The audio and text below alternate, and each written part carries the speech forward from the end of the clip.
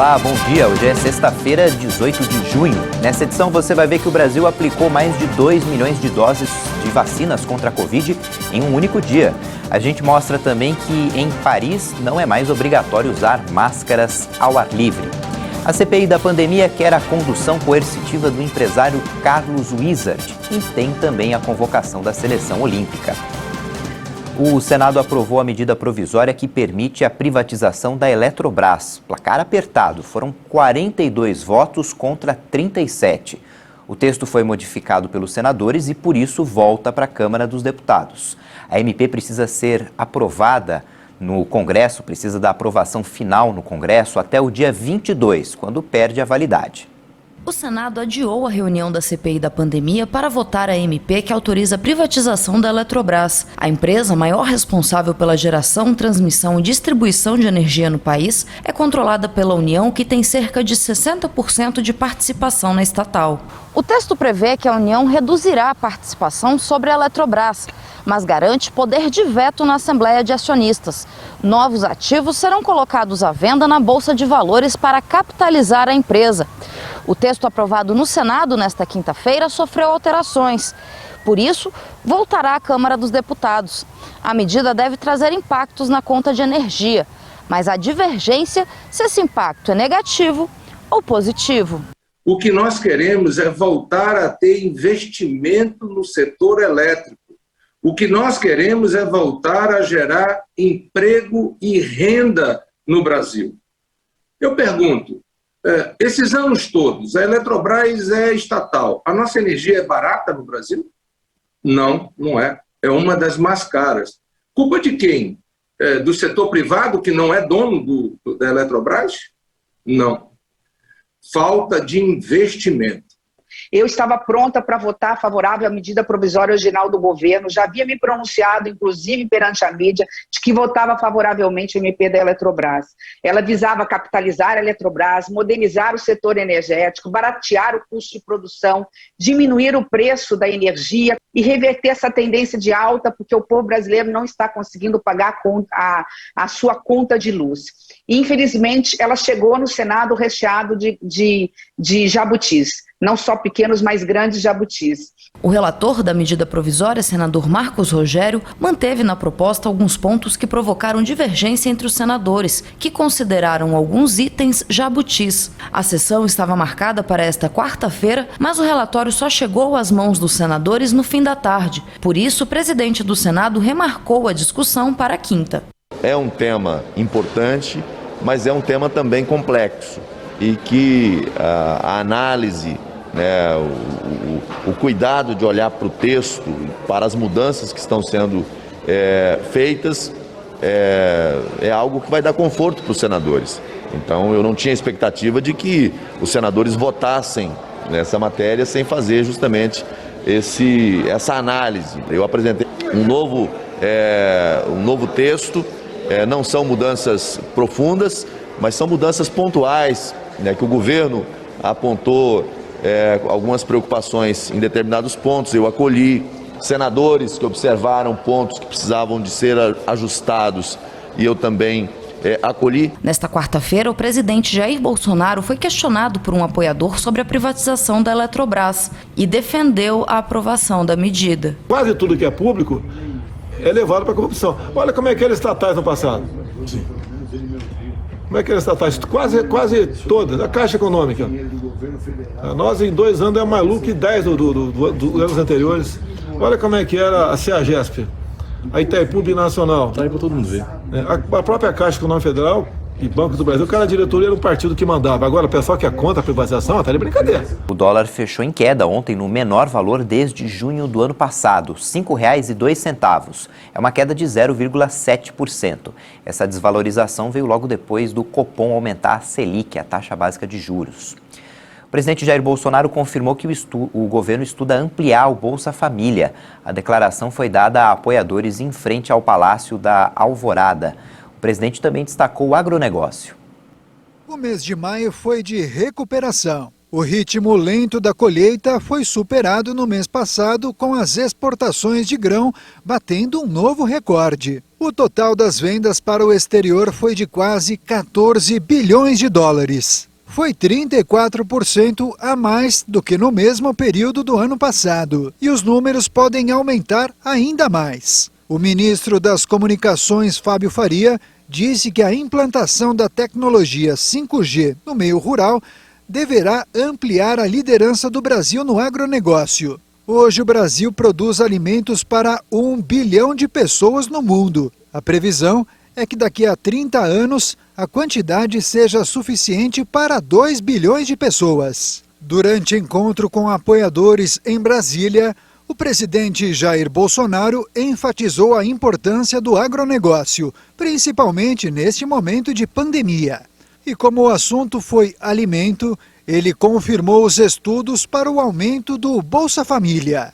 Está sendo negociado para aumentar aí 50% até dezembro. Presidente, obrigado. Porque houve uma inflação sim nos produtos.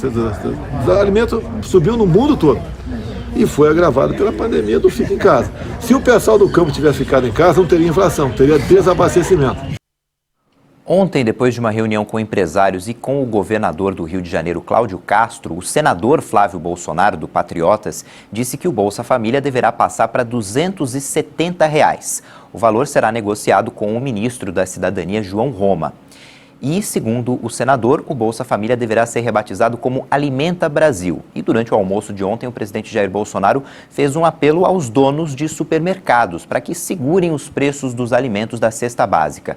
O presidente disse que reconhece o grande sacrifício que o setor já faz, mas pediu para que, se for possível, eles reduzam as margens de lucro. Agora, quem vive em Paris, na França, não precisa mais usar máscaras ao ar livre. Os franceses em Paris já podem deixar as máscaras de lado nos ambientes ao ar livre. O afrouxamento das medidas sanitárias nesta quinta-feira ocorre no momento em que as autoridades celebram o declínio de novos casos de coronavírus na cidade a poucos dias do verão. O Ministério da Saúde informou que pelo menos 60% dos adultos já receberam pelo menos uma dose da vacina contra a doença. Dentro de lugares fechados é necessário? Acho que ainda faz sentido, não acho que estamos ainda no momento para isso. Espero que em breve. Acho que faz sentido fazer o que for necessário para proteger as pessoas. Na Disneyland de Paris, Mickey e Pluto receberam os primeiros visitantes nesta quinta, após 8 meses de fechamento. Mas as máscaras no parque seguem obrigatórias. É muito bom. Esperamos por isso há muito tempo. A última vez que vim foi há 3 anos. E é verdade que estava realmente ansiosa para a inauguração da Disney. A alegria é ver as pessoas sorrirem de novo, mesmo que ainda haja a máscara. Mas é muito bom estar aqui. A máscara continua obrigatória em ambientes fechados, como espaços culturais, lojas, escritórios ou transportes públicos. Desde o início da pandemia de Covid-19, a França registrou cerca de 5.700.000 casos e 111.000 mortes pela doença. Na quarta-feira, o país registrou 45 mortes e a contaminação segue em declínio acentuado, com 3.058 novos casos.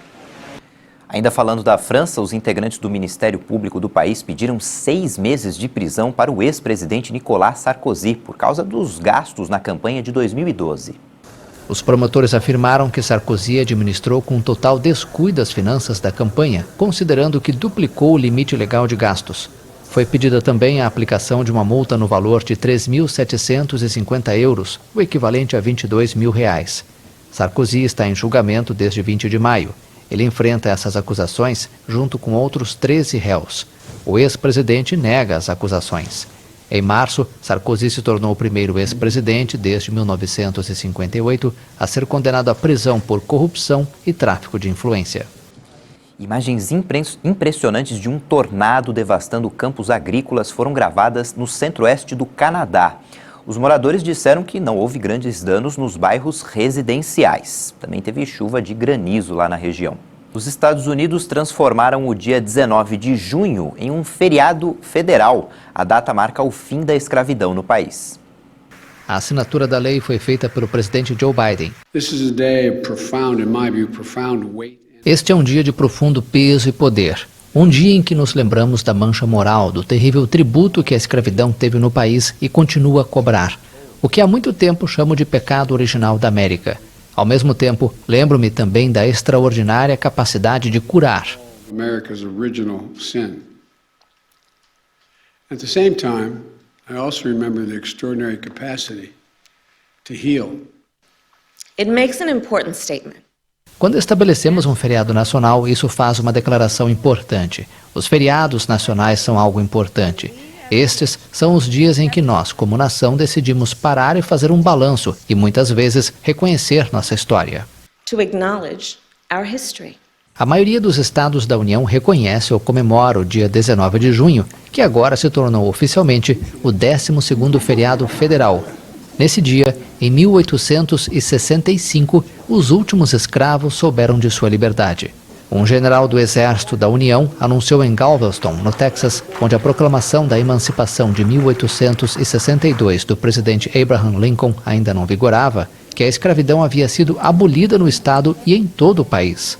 A data ganhou uma relevância renovada nos últimos anos, com milhões de americanos questionando o legado de injustiça racial no país. Depois do intervalo, a gente traz a previsão do tempo e você vai ver também que a CPI da pandemia pediu a condução coercitiva do empresário Carlos Wizard. Voltamos já.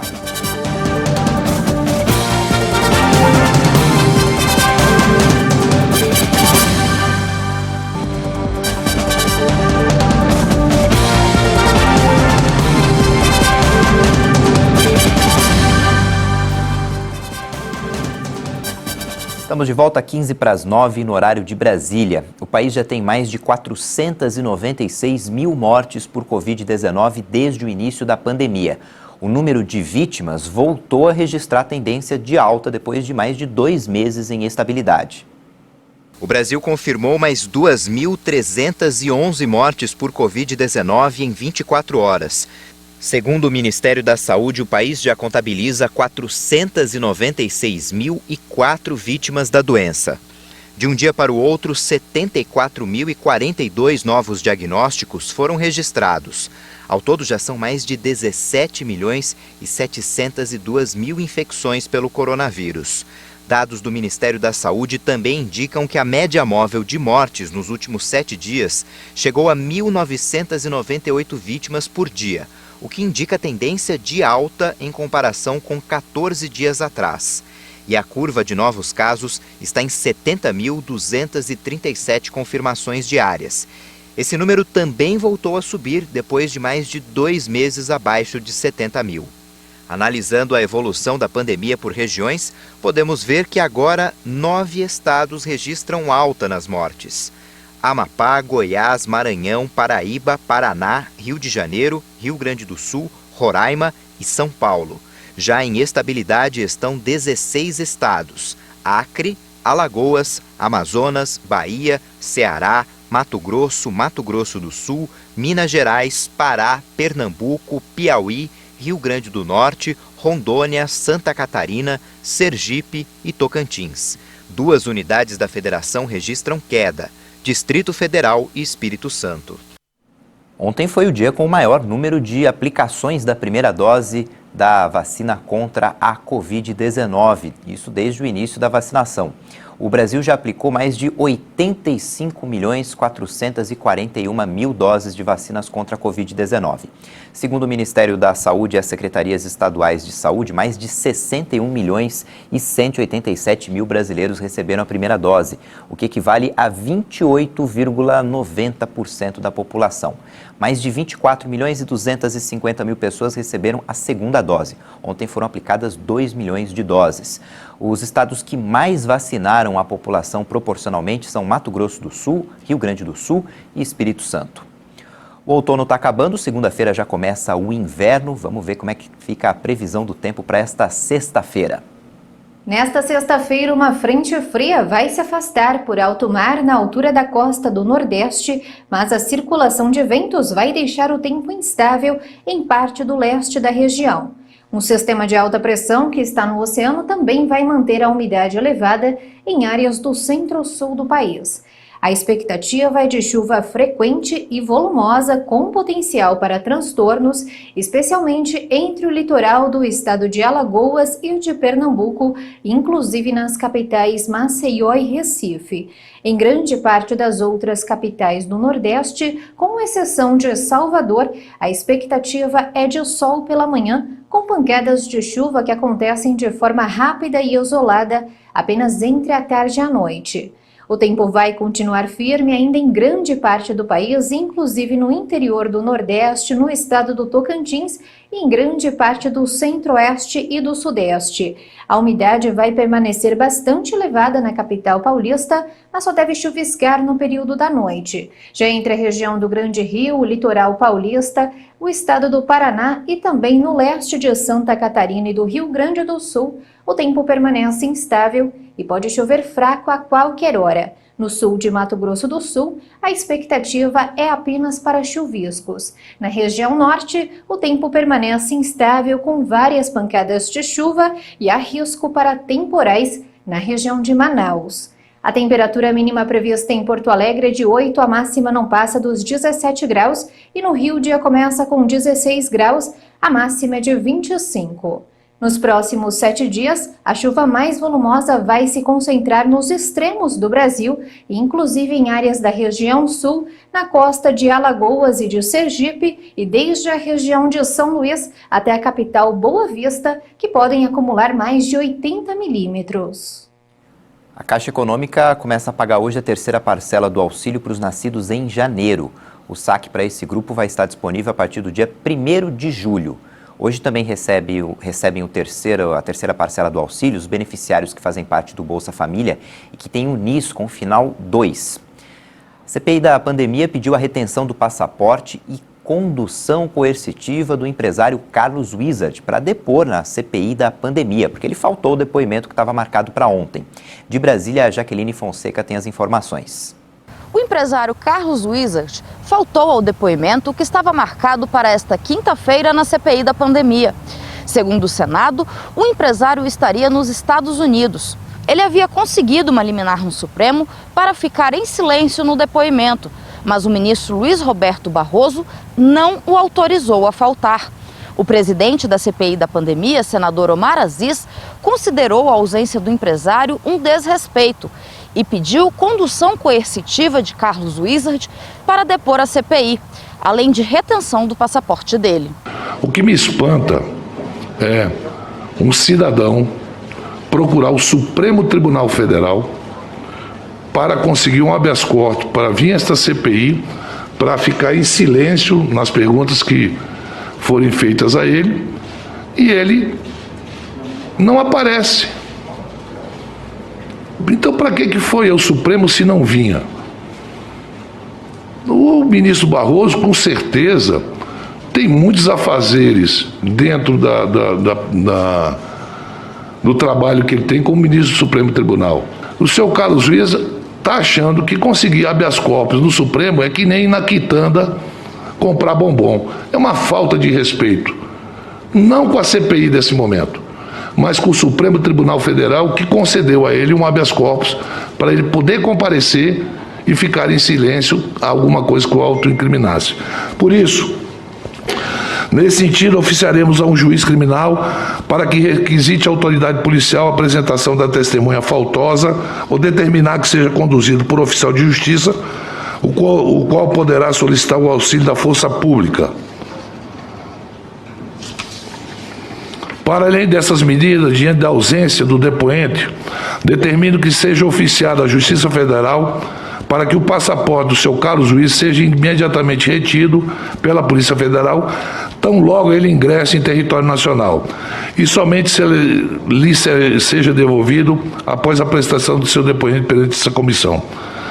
CPI dispõe de poderes próprios de autoridade judicial e, com base na teoria dos poderes implícitos, deve dispor de todos os meios suficientes para fazer cumprir as suas decisões. A defesa do empresário Carlos Wizard acionou o ministro Luiz Roberto Barroso, do Supremo Tribunal Federal, com o objetivo de evitar a condução coercitiva do cliente e a retenção do passaporte dele. Segundo a defesa, o empresário está nos Estados Unidos acompanhando o tratamento de saúde de uma pessoa da família. A CPI da pandemia também ouviria ontem o auditor do TCU, Alexandre Figueiredo Costa Marques, mas por causa da sessão do plenário do Senado, a reunião vai ser remarcada. Na Copa América, ontem, jogando no estádio Newton Santos, no Rio de Janeiro, a seleção brasileira venceu o Peru por 4-0. Os gols foram marcados pelo Alexandro, Neymar, Everton Ribeiro e o Richarlison. Essa é a 9ª vitória consecutiva da seleção, que não perde desde novembro de 2019. Com o resultado, o Brasil é o líder do Grupo B com 6 pontos. A seleção volta a campo no dia 23, vai enfrentar a Colômbia, que no outro jogo da noite de ontem empatou em 0-0 com a Venezuela. Ontem também teve jogo pelo Campeonato Brasileiro. Em Minas Gerais, América Mineiro e Cuiabá empataram em 0-0. Aliás, as duas equipes ainda não venceram no campeonato. Jogando fora de casa, o Bahia venceu o Ceará de virada por 2-1 no Clássico Nordestino. Foram 2 gols do Gilberto. No Maracanã, o Fluminense venceu o Santos por 1-0 e o gol da partida foi feito pelo Nenê, que completou o seu 100º jogo com a camisa do tricolor carioca. Em Pernambuco, mesmo com a estreia do Douglas Costa, o Grêmio acabou sendo derrotado pelo Sport por 1-0. O tricolor gaúcho ainda não pontuou na competição. Em Goiás, Atlético Goianiense e Fortaleza empataram em 0-0 e esse resultado, olha só, manteve o Fortaleza na liderança do Brasileirão. Essa edição fica por aqui. No YouTube você pode rever essa edição e as nossas reportagens e você confere outras informações às 10 da manhã no horário de Brasília. Tchau, bom dia e boa sexta-feira.